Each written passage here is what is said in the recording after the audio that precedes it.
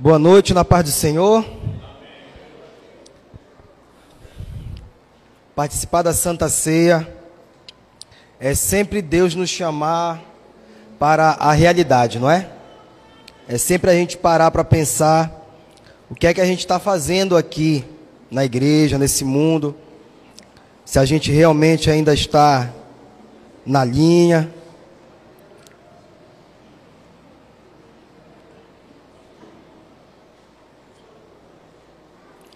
E a Santa Ceia é isso, é para a gente não esquecer aquilo que Ele fez por nós, amém? Nós ontem estivemos de manhã lá na Calúcia, o pastor chegou antes de mim, dormiu lá, tivemos lá um momento bom, um momento de conversa. Depois nós tivemos um estudo com os nossos alunos, terminamos de fazer lá o estudo do primeiro livro dos Salmos. E a gente, quando estuda o primeiro livro dos Salmos, a gente se vê muito lá, porque a gente vê alguns erros ou muitos erros do Davi, a gente também cometendo falta de observação da palavra do Senhor, um chamado à obediência. E a gente se identifica muito quando a gente lê os salmos que Davi escreveu. Quase todos os salmos do 1 ao 41, quase todos foram escritos por Davi. E hoje de manhã tivemos a nossa aula de teologia. É uma bênção, um curso de teologia por vários motivos. Porque é domingo de manhã, tem que levantar cedo, tem que estar aqui, tem que deixar um filho com alguém, ou pedir para alguém para sua casa cuidar da criança. Você tem que dar um jeito de estar aqui no domingo de manhã, porque nós sabemos que a rotina é sempre intensa da gente, não é? Mas tem sido bênção em nossas vidas, na vida dos nossos alunos. E o Senhor tem trabalhado aí, né, pastor Marcelo? Por meio desse curso de teologia, que ainda está começando ainda, não é? Não é ainda uma teologia batista, uma teologia, né? Mas a gente está aí no caminho, não é? Nessa noite, meus irmãos e minhas irmãs, nós temos aqui algumas coisas para falar sobre o nosso Deus, e o tema é o Deus que nós não conseguimos compreender. Muitas das vezes nós definimos Deus, Jesus, de uma forma, e quando a gente está lendo a Bíblia, parece que não é daquela forma que a gente achou que era, acreditava que era. Nós vamos usar alguns versículos aqui para juntarmos algumas ideias, para depois nós entendermos. É mais um estudo que uma pregação. E nós vamos começar no livro de Mateus. Mateus no capítulo 27. E no versículo 46. Quem é esse Deus que nós não conseguimos compreender? Nós usamos muitas palavras, muitos adjetivos, muitas características, mas mesmo assim nós não conseguimos entender na sua plenitude quem realmente é Deus, porque Ele é difícil para nós entendermos. 27, 46, aqui quando Jesus estava já prestes a morrer, Ele perguntou para Deus: Deus meu, por que me desamparaste? Então nós dizemos que Cristo é Deus, mas aqui nós vemos Cristo orando a Deus. Então você fica, se Ele é Deus, por que Ele não falou para si mesmo? Ou por que Ele não saiu daquela cruz se Ele é Deus? Amém? Então aqui nós temos um versículo que qualquer ateu poderia usar, qualquer pessoa de alguma seita por aí pudesse usar, e nós precisamos entender o que nós estamos lendo, para não parecer que nós não temos domínio daquilo que estamos pregando, ministrando. Então, nós temos aqui Cristo, que nós chamamos de Deus, pedindo socorro a Deus. Amém? Depois em João, no versículo 20, capítulo 20, João capítulo 20, no versículo 17. João, no capítulo 20, 17. Não me detenhas, porque ainda não subi para meu Pai. Olha só. Então, nós aprendemos que Cristo também é uma das pessoas de Deus Pai, mas aqui ele está dizendo que ele ainda vai subir para o Pai. Então é como se ele não fosse parte dessa trindade. E alguns, principalmente os judeus da época de Cristo, e alguns até hoje, dizem que Cristo é apenas um profeta. Mas eu te pergunto, como que um simples profeta faria um cego voltar a enxergar? Como que um simples profeta iria dizer para Lázaro, que já estava morto depois de 3 dias, sair daquela caverna, daquele lugar onde ele estava sepultado? Então, ele não é apenas um profeta, como alguns dizem. Ele não é uma criação inferior a Deus. Como nós sabemos, ele faz parte de uma trindade, de 3 em 1, e um que ao mesmo tempo é 3. O povo da África tem muitas características diferentes de nós. Uma delas é que o povo africano, ele tem uma facilidade maior em entender, ou até mesmo perceber, e até mesmo sem ter lido a Bíblia completamente, quem é a pessoa de Deus. O povo da África, nós sabemos que é um povo onde a maioria mora numa região desértica, então chuva é uma coisa escassa ali, e o desenvolvimento é pequeno. Então eles vivem muito da agricultura, eles dependem muito de que tenha chuva para que eles possam plantar e colher. E o povo africano, até mesmo os mais da atualidade, os contemporâneos, literalmente dos dias de hoje, eles acreditam que a chuva é a saliva de Deus regando a terra. Então eles acreditam que Deus abençoa o povo da África por meio da chuva. Eles acreditam que a chuva é algo que Deus envia para saciar a fome daquelas pessoas. E nós aqui muitas das vezes reclamamos da chuva, reclamamos de quando está um pouco mais frio, ou seja, quando nós começamos a nos queixar desses eventos, desses fenômenos da natureza, se nós pararmos muito bem para pensar, nós estamos questionando Deus. Então a gente peca aí, não é? A gente esquece, poxa, lá vem essa chuva me atrapalhar. Enquanto que na África eles dizem, lá vem a chuva nos abençoar. Amém? Mas nós precisamos de algum intermediário entre nós e Deus. Deus, ele estaria perto de fato ou longe? Então são perguntas que nós muitas das vezes nos fazemos, e essas perguntas às vezes ficamos sem resposta, porque nós não sabemos como acessar a Deus, nós não sabemos como encontrar, nós não sabemos procurar os meios certos de encontrar Deus.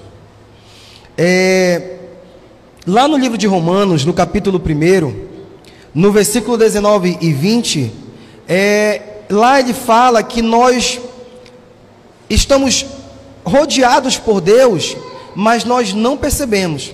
Vamos lá em Romanos, capítulo de número 1, versículo 19.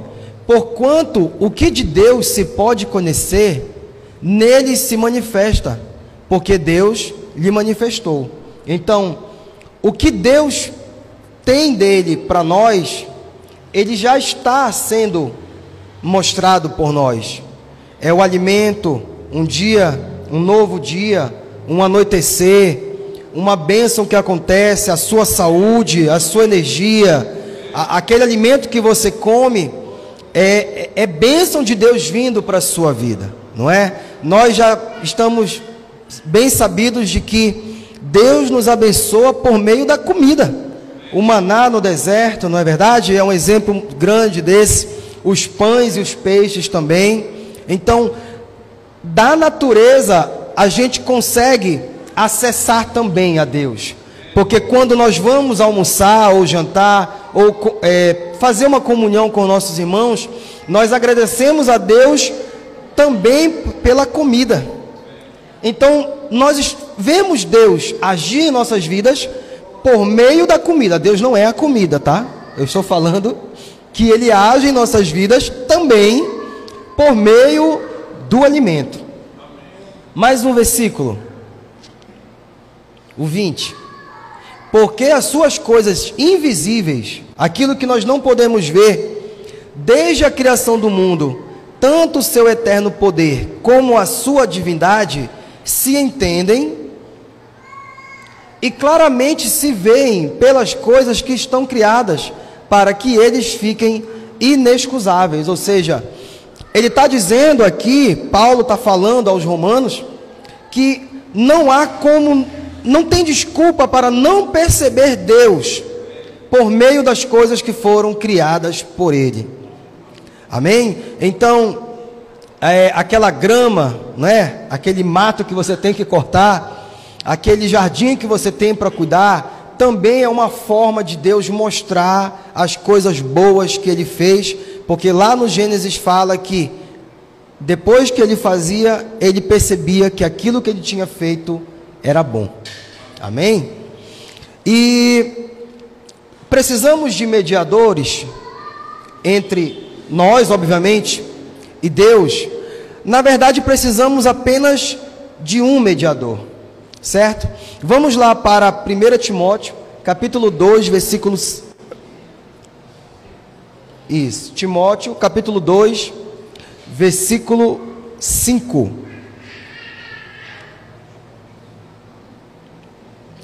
O que é um mediador? Um mediador é uma pessoa que auxilia alguém que tem alguma deficiência a ter acesso a Deus. Para a gente entender bem o mediador, é só nós lembrarmos daquele atendimento educacional especializado que tem nas escolas. Tem ali na sala de aula um professor ou uma professora, e aquele aluno ou aluna que tem alguma deficiência, ele tem um mediador. E esse mediador ou essa mediadora é uma pessoa que tem formação para ter habilidades suficientes para conseguir que o entendimento daquele aluno com deficiência seja recebido pelo que o professor está transmitindo. Então, Cristo é esse mediador.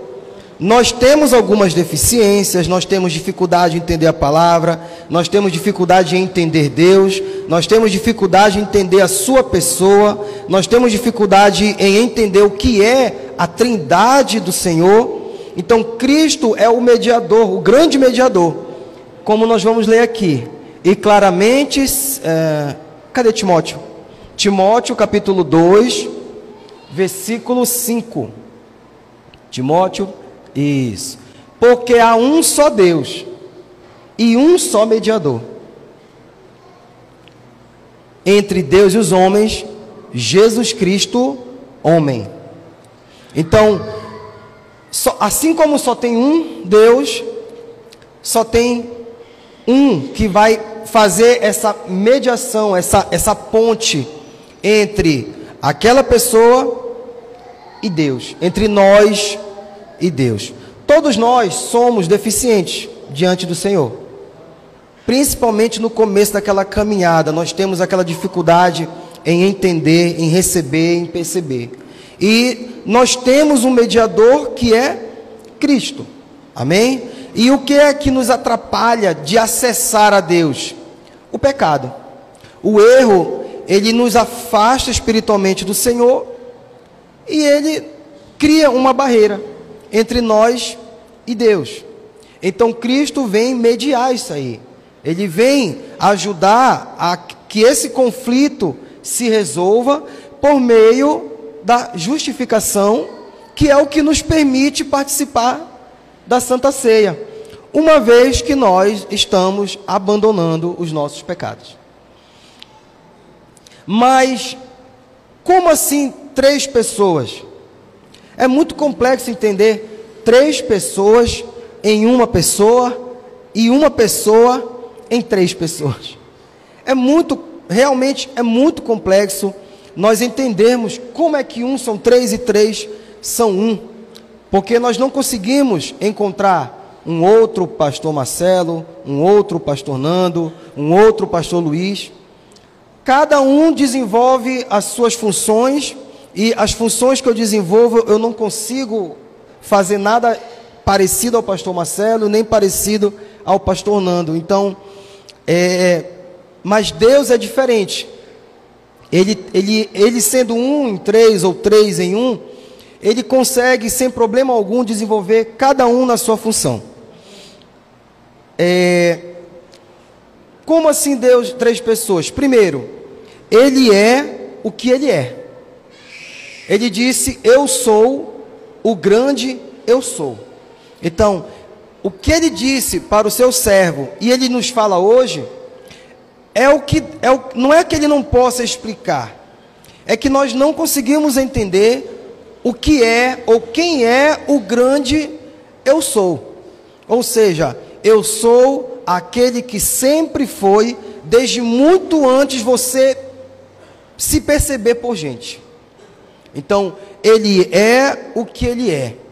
E a única forma que foi possível para a humanidade se aproximar do entendimento do que é, de quem é Deus, foi por meio da pessoa do Senhor Jesus Cristo. Várias tentativas aconteceram, vários rituais Deus foi estabelecendo, mandamentos ou algumas normas, porém muitas pessoas não conseguiram ainda compreender o chamado que Deus estava fazendo para a humanidade.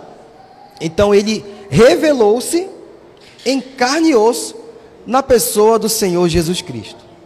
Então foi aí que o ser humano começou a entender melhor a ideia de salvação, regeneração, perfeição. Foi somente no Senhor Jesus Cristo, que foi o primeiro e o único, ao meu ver, foi o primeiro e o único cristão de verdade. Nós imitamos, não é?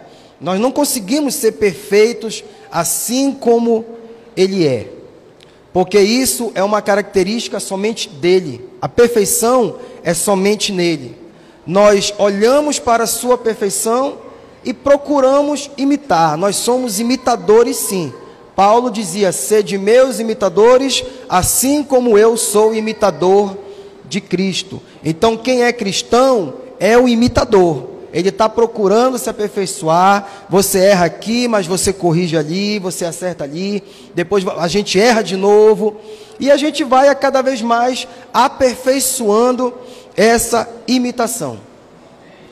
Explicar Deus é muito complexo. É como você explicar a eletricidade ou a... Esqueci agora a outra. Vou já lembrar.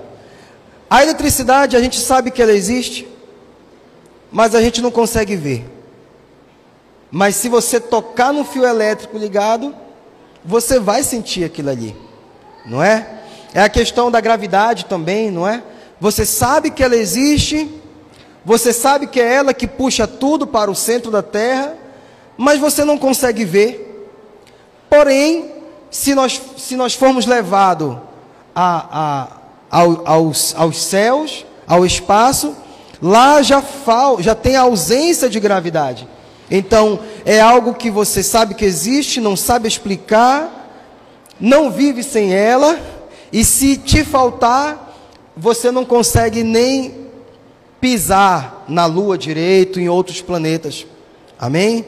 Então, se alguém quiser que você prove que Deus existe, peça para essa pessoa provar que a gravidade existe, que aí a conversa vai ficar de igual para igual. Amém? Porque não tem como explicar. A pessoa vai dizer, eu não sei explicar, eu não tenho como provar, mas eu tenho certeza que ela existe. Então, eu não sei como explicar, eu não tenho como provar, mas eu tenho certeza que Deus existe. Amém? Porque como nós acabamos de ler aqui em Romanos capítulo 1, versículo 19, ele acabou de dizer que Deus, as ações de Deus, o poder de Deus, a manifestação de Deus, a testificação de Deus, ela está nas coisas que Ele criou. Se a gravidade é tudo isso que a gente não consegue explicar, mas você sabe que existe, alguém tem que ter feito isso. Alguém deve ter criado isso. E somente um designer inteligente. Nós ainda vamos falar sobre esse design inteligente aqui, porque é uma coisa que tem que ter muitas horas de estudo para falar. Então, tem que ter um designer inteligente, aquele que desenhou, projetou, pensou em tudo para hoje estarmos aqui, tentando falar sobre ele, tentando entender quem é esse grande designer inteligente que é o nosso Deus. Querer ver Deus é como nós olharmos para as estrelas e contarmos.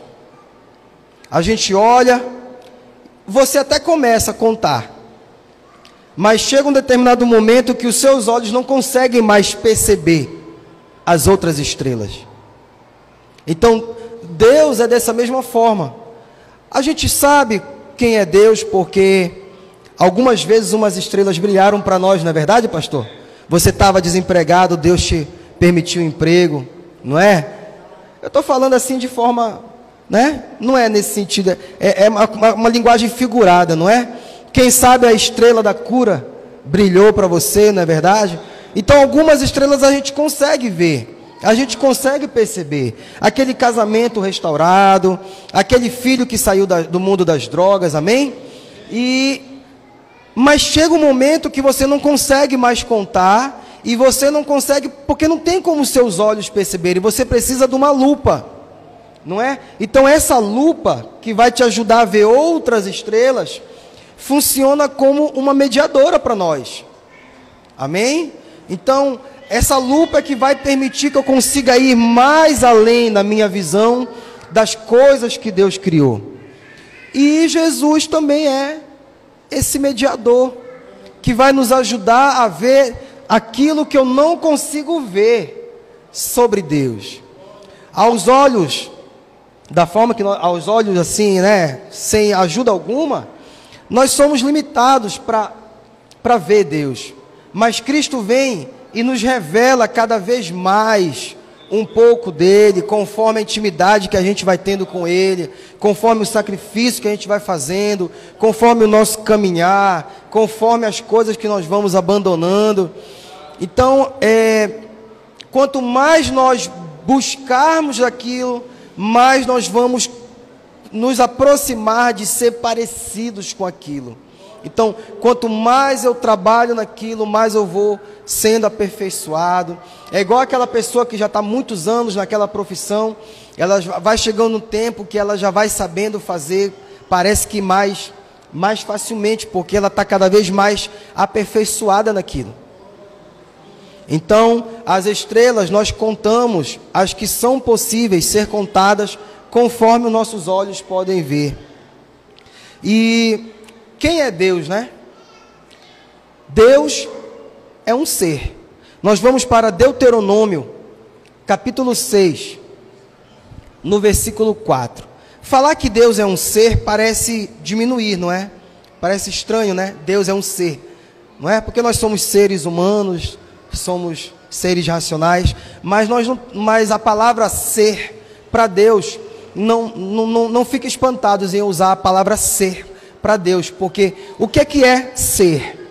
Ser é uma coisa que simplesmente é, não tem começo, não tem fim. Então pode dizer que Deus é um ser sem ter medo de estar pecando, amém? Ouve Israel, o nosso Deus é o único Senhor. Aqui nós temos a palavra Senhor, mas a gente vai buscando mais próximo dos originais, essa palavra Senhor também ela está associada ao sentido de existência. Deus é o que Ele é. Então, se Deus é um ser, porque é a conjugação do verbo ser. Amém? E Deus é um ser. Nós também podemos dizer que Deus é uma pessoa, porque Ele tem vontade, Ele se entristece, Ele pode se irar, Ele pode querer mudar algumas coisas aqui na terra, porque não estão do seu agrado, como Sodoma, Gomorra, a torre de Babel, a arca de Noé, as muralhas de Jericó, enfim, a reconstrução do templo de Jerusalém. Então, Ele é uma pessoa porque ele tem decisão, Ele tem intelecto. E nós fomos feitos parecidamente com eles. Apesar de nós termos essa possibilidade de pecarmos, mas isso aí é uma outra história, nós fomos feitos à imagem e semelhança dele. Nós somos seres trinos. Nós somos trinos assim como Deus. Nós temos um corpo, e esse corpo, ele é, vamos dizer assim, preenchido pela nossa alma, e essa nossa alma busca o Espírito de Deus. Então, nós temos corpo, alma e espírito. Então, nós somos uns seres trinos. E nós nos parecemos muito com Deus, por quê? Porque Deus também é trino. A diferença é que Ele é um Deus, né? Nem se compara nós com a santidade dele. Mas enquanto temos espírito, alma, corpo, Deus é Pai, é Filho e é Espírito Santo. Então nós somos sim semelhantes a Deus. Nós precisamos, nós como que nos batemos no peito para dizer que somos cristãos, evangélicos, nós precisamos aprender cada vez mais e mais. Olha como eu estou dizendo, mais e mais, ou seja, a gente já faz isso, porém, mais e mais, nós precisamos aprender cada vez mais a ver Deus no outro. Nós queremos nos ver em Deus, mas nós precisamos aprender a ver Deus no outro, independentemente da pessoa ser um grande pastor de uma igreja com milhares de membros, ou uma pessoa que está lá na rua, jogada nesse momento agora, aqui nesse canal. Se eu não consigo olhar para aquela pessoa, e não me ver naquela pessoa, e não ver que, apesar de estar drogada, alcoolizada, suja, se eu não conseguir ver Deus naquela pessoa, o Evangelho ainda não me alcançou. Porque a palavra do Senhor diz que tive fome, não me deste de comer. Tive sede, não me deste de beber. Estive nu e não me vestiste. Estive preso e não me visitaste. Então nós precisamos aprender a ver mais Deus nessas pessoas. Amém? Tudo bem que alguns erros interferem muito na sociedade. Nós sabemos que crimes realmente eles são coisas que entristecem as pessoas, vidas são ceifadas, mas por que acontece ainda tanto isso num país tão religioso? Por que tem tanta igreja cristã nesse país e ainda acontece muito crime, muito estupro, muito assalto, muito latrocínio, muito homicídio? O que a igreja do Senhor realmente está trabalhando como deveria estar trabalhando? Então, nós precisamos refletir também sobre isso. Porque às vezes, nós falamos que um determinado país, tudo de ruim acontece lá, porque lá Deus não pode ser servido, Deus não pode ser adorado, mas aqui nós temos a liberdade e parece que não tem Deus também ao mesmo tempo. Então, isso aqui é uma reflexão para nós. Vamos lá para Isaías. Quando se fala em Trindade, nós falamos isso no Novo Testamento. E no Antigo Testamento parece que não fala em Trindade, não fala em três, em um ou um em três. Mas nós vamos para Isaías, no capítulo 9 e no versículo 6. Aqui, Deus já está nos revelando uma trindade. Nós que não percebemos quando lemos. Aqui nós estamos vendo Isaías sendo usado por Deus para revelar que Jesus viria. Jesus iria nascer. E nós lemos e não percebemos que ao mesmo tempo que ele está revelando que Jesus está vindo, nós não prestamos atenção que a Trindade já está sendo revelada aqui. Porque um menino nos nasceu, um filho se nos deu, e o principado estará sobre os seus ombros, e se chamará o seu nome. Vai. Maravilhoso. Aquela vírgula primeira não tem na minha Bíblia. Aquela vírgula não tem, mas tudo bem. É maravilhoso conselheiro. Quando a Bíblia fala maravilhoso conselheiro, ele está apontando para o Espírito Santo do Senhor. Ele está apontando que um espírito de consolo está vindo com o nascimento do Senhor Jesus Cristo, que foi o mesmo Espírito Santo que consolou Jó, porém não estava dizendo expressamente na Bíblia. Porém, no livro de Jó, ele é relatado que ele usa um caco de tijolo ou de telha, um pedacinho de barro, e ele usa aquilo para se coçar. E teologicamente falando, aquele caco de telha ali de tijolo, ele está representando o Espírito Santo do Senhor, que é o que vem nos consolar nos momentos de angústia, nos momentos de dor. Então, no Antigo Testamento, no livro de Jó, o Senhor já está começando a testificar do seu Espírito Santo, que Ele iria deixar aqui conosco, após a subida de Cristo, até que Ele pudesse voltar. Então, o maravilhoso conselheiro é o Espírito Santo do Senhor, que já estava entre o povo, porém ainda não tinha sido revelado com esse nome, mas estava lá, maravilhoso conselheiro, Deus forte. Aí já é o nosso Deus, Jeová, Iavé, Yeshua, Pai da eternidade, também é o nosso Deus, e o príncipe da paz, Jesus. Porque Ele veio para nos trazer paz, Ele veio para nos trazer uma nova esperança. Então aqui, em Isaías 9, versículo 6, nós podemos perceber uma conexão do Novo Testamento com o Antigo Testamento. Aliás, o termo evangélico, foi até o Marcelo Miranda que perguntou hoje, pastor, e por que esse termo evangélico, se era protestante, se era cristão? É porque houve um tempo no Brasil que algumas igrejas estavam pregando praticamente só usando o Novo Testamento. Muitas igrejas estavam deixando o Antigo Testamento um pouco de lado. Então as pessoas estavam considerando mais o Novo, porque o Antigo tinha mais um caráter histórico, um caráter profético. E como que foi profetizado no Antigo Testamento aconteceu aqui no Novo, essas igrejas começaram a usar apenas os evangelhos para pregar. Por isso que acabou ficando o termo evangélico, porque só fala no evangelho. Amém? Então aqui, ele já falando da Trindade, o Pai está expresso aqui, o Filho está expresso aqui, e o Espírito Santo, que é o nosso maravilhoso conselheiro. Então aqui Deus aponta para a Trindade, e isso foi confirmado depois. Inclusive hoje, o Ariel, né? O Ariel, ele recebeu o certificado dele, não é verdade? Semana passada eles foram batizados.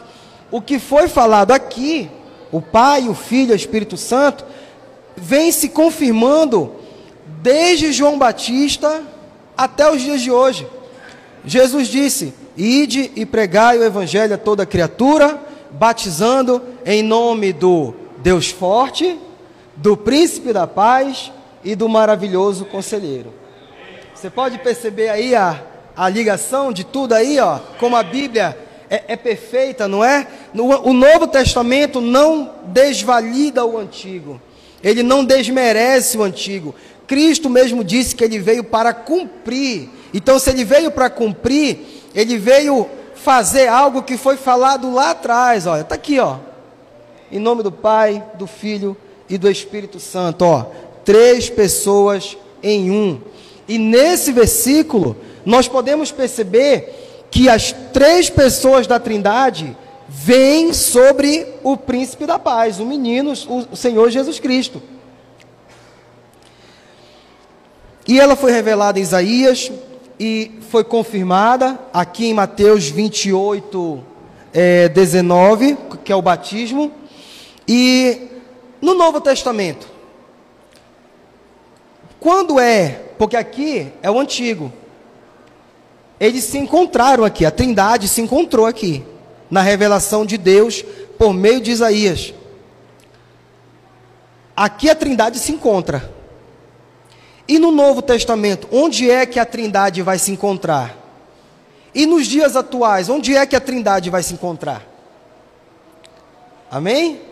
É por isso que nós, quando participamos da Santa Ceia, se nós estivermos com alguma coisa ainda não consertada na nossa vida, não é bom tomarmos a Santa Ceia.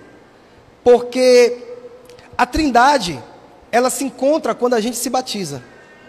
Amém? A Trindade do Senhor, os 3, cada um na sua função, ele se encontra em nós. Por que ele se encontra em nós?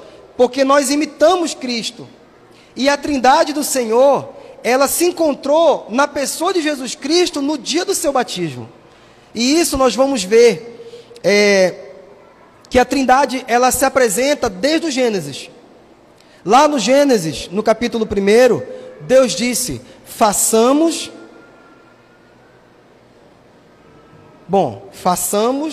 é diferente de faço. Faço, eu faço, só eu. Mas o façamos é o imperativo coletivo, ou seja, eu e mais alguém. Então, façamos nós, o homem, a nossa imagem e semelhança. Então, quando nós somos feitos à imagem de Deus, nós fomos feitos com intelecto assim como Ele tem, com vontade assim como Ele tem, com a possibilidade de se irar assim como Ele pode ficar irado, a capacidade de nos alegrar assim como Ele se alegra. Então, sermos feitos à imagem de Deus é que fomos feitos com esses atributos, alguns dos atributos, claro, não todos, de Deus em nossas vidas. E a semelhança, qual é a semelhança? É que Deus é trino, e Ele nos fez trino, corpo, alma e espírito. Deus é trino, Pai, Filho, Espírito Santo. E no capítulo 3, versículo 22 de Gênesis também, a Trindade se encontra. Então, a Trindade se encontra no Gênesis, a Trindade foi revelada em Isaías, e a Trindade foi confirmada quando Cristo falou para batizar em nome do Pai, do Filho e do Espírito Santo. E no Novo Testamento, a Trindade se encontra no batismo de Cristo. Vamos lá para Marcos capítulo 1, versículo 9. Marcos capítulo 1, versículo 9. E aconteceu que naqueles dias que Jesus, tendo ido de Nazaré da Galileia, foi batizado por João no Jordão. Mais um. E aqui a Trindade se encontra. Quando ele sai, quando ele volta da água, ele emerge, saiu da água, viu os céus abertos, e o Espírito, como pomba, descia sobre ele. Cristo é o Filho que estava sendo batizado. Quando ele foi batizado, o Pai disse, esse é o Filho em quem eu me alegro. E a pomba veio sobre Cristo, representando o Espírito Santo do Senhor. Então, quando Cristo se batizou, a Trindade foi revelada na pessoa de Cristo. Quando nós nos batizamos, nós também, a Trindade deve ser revelada em nós também. É por isso que a Bíblia diz que, o João Batista fala que eu batizo com água, mas depois de mim vem aquele que é muito maior do que eu e vos batiza no Espírito Santo do Senhor. Então, cada um de nós, por causa dessa bênção que nós temos, da Trindade se encontrar em nós, porque é uma Trindade querendo encontrar uma outra Trindade, amém? Para que nós sejamos completos no Senhor, para que nós pareçamos mais ainda com Ele. É por isso que eu não posso ceiar se eu tiver de uma forma que não agrada ao Senhor, se eu ainda estiver com algumas coisas para consertar na minha vida, porque quando eu me batizo, eu recebo o Pai, ou seja, Deus se alegra. Esse também é meu filho, a minha filha, em quem eu me alegro, amém? E você, quando está sendo batizado, você está sendo um filho assim como Cristo foi naquele momento. E após sermos batizados, Ele nos batiza no Espírito Santo dEle. Então, o batismo é uma coisa muito séria, irmão. É uma coisa tão séria que não existe rebatismo. O que existe é reconciliação. Se você se desvia, por mais que você tenha feito o que foi lá fora, mas quando você volta, o certo não é você se batizar de novo. O certo é você se reconciliar, porque você já foi batizado. Então, na Trindade, o Pai governa. O Filho, ele reina no universo. E o Espírito Santo é a pessoa que age no mundo. Então, o Pai criou tudo e governa. Ele que diz o que tem de ser feito. A palavra do Senhor diz que nem Jesus sabe o dia e a hora. Para você ver como Deus é quem governa. Ah, mas Jesus é Deus? É, mas cada um tem a sua função. É a única coisa que Cristo não sabe, é o dia que Ele vai voltar. Porque no reino de Deus, cada um tem que ter o seu lugar. Cada um tem que respeitar o espaço do outro, amém? Eu tenho que dar honra a quem merece honra. E se eu quero ter honra, eu tenho que trabalhar para merecer essa honra. Eu não posso só querer ficar esperando honra se eu não faço nada. Eu não faço nada por ninguém, eu não sirvo ninguém, eu não abençoo ninguém. Como é que eu vou receber honra se eu não me faço merecedor dessa honra? Então, o Pai governa, o Filho reina sobre o universo. É Ele que limita as atitudes de Satanás e seus demônios. E o Espírito Santo é o que age no mundo. Enquanto toda essa guerra está acontecendo, o Espírito Santo que está nos envolvendo. Deus é o dono da obra. O Espírito Santo é o executor. E Jesus é um dos mestres de obra, amém? E para nós já começarmos a se aproximar do fim, né? O que aconteceu quando Deus se tornou um ser humano? O que é que aconteceu quando Deus veio, não é? Cristo veio. Muita coisa aconteceu, gente, a gente sabe disso. Mas em Filipenses capítulo 2, do versículo 5 ao 8, de uma forma muito resumida, fala que Ele fez uma coisa que a gente não consegue fazer muitas das vezes. Ele esvaziou-se de si mesmo. Ele deixou de lado o fato de ser filho de Deus. Não é que ele desprezou, não é isso.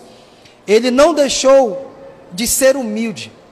Ele não deixou que a soberba tomasse conta dele. Ele não permitiu isso. Então, ele esvaziou-se de si mesmo.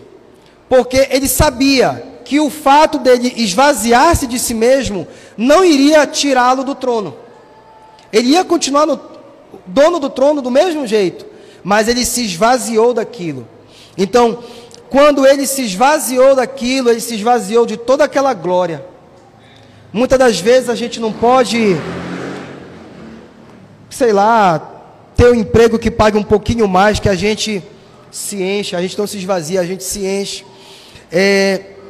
Deus habitou em um corpo humano, e quando Ele habitou esse corpo humano, nós sabemos que Cristo sentiu fome, sabemos que Ele sentiu dor, sabemos que Ele sentiu cansaço, Ele teve que aprender a andar, Ele teve que aprender a ler, Ele teve que aprender a escrever, Ele tornou-se dependente de Deus, porque Ele esvaziou-se a si mesmo.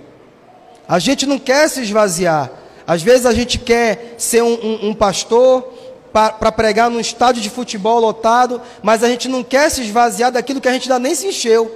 A gente não quer se submeter a uma liderança, a um pastor. Ah, não, eu não aceito que um pastor venha me pastorear, porque eu já me acho muita coisa. Então, o contrário da humildade é a soberba. A gente se enche da soberba, achando que a gente já é o suficiente para nós mesmos.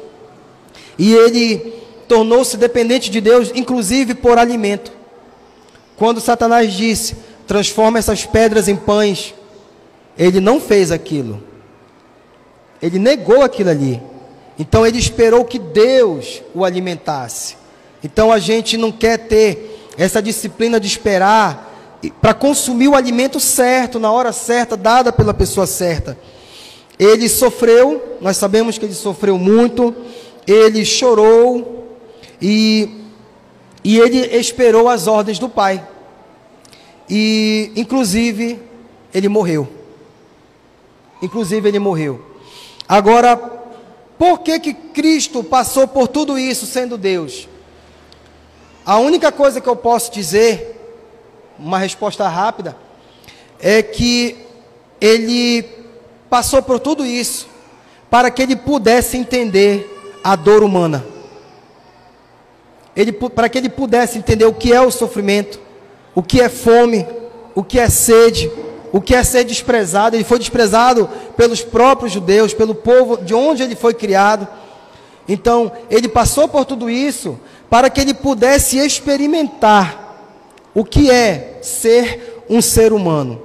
Tudo bem que ele não pecou, mas o único capaz de dizer, eu te entendo, é o Senhor Jesus Cristo.